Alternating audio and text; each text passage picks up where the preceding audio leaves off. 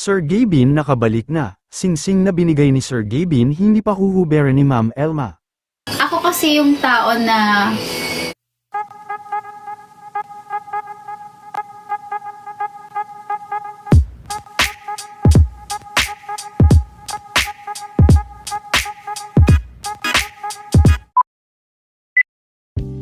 Ngayong 7/7 sale ay huling araw na nga ng live ni Ma'am Elma Asagra, at sa kanyang live ay hindi pa rin nawala ang mga tanong tungkol sa kanila ni Sir Gabin.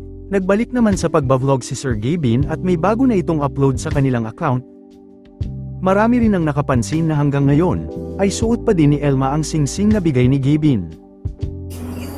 yung birthday one day, mag-celebrate ako ng 1 month, charot. Guys, nagki-cringe na ako sa internet. Puro mukha ko na yung nakikita ko. Tama na! Mahal ko kayo pero natatawa na ako sa Pero ang ganda ng mga ang ganda ng mga screen record and screenshot nyo. In fairness, ang linaw naman.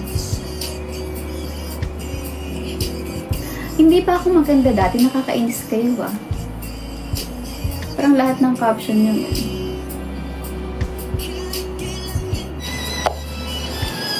Bakit suot mo pa rin yung ring?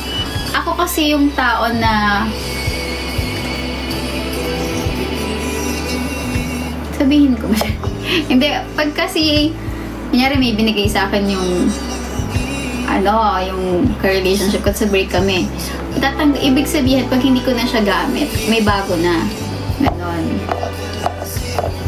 Oo, tingin nyo, may aantay na naman kayo sa ko. Pag hindi, or depende, halimbawa, di ko lang suot, or may photoshoot, or hindi ko na siya ginagamit. Pag matagal ko na siyang wala, ibig sabihin,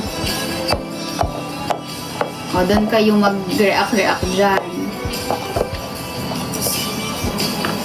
Ako sa ganun ako. Pero depende naman yan sa mga tao. May kanya-kanya tayong paniniwala at may kanya-kanya tayong desisyon sa buhay. Hindi po prank, yes. O, dali na. Mamaya na tayo magchikahan last 9 minutes. Pupunta ako sa ibang lugar. Hanapin nyo na lang kung saang lugar. Kung saang lugar ako mapunta ng tadhana. Uy, thank you so much kung kamukha ko si Catherine Bernardo. Sana all. Saang banda, guys? Guys, after nito, August nyo na ako makikita sa cameraman lang.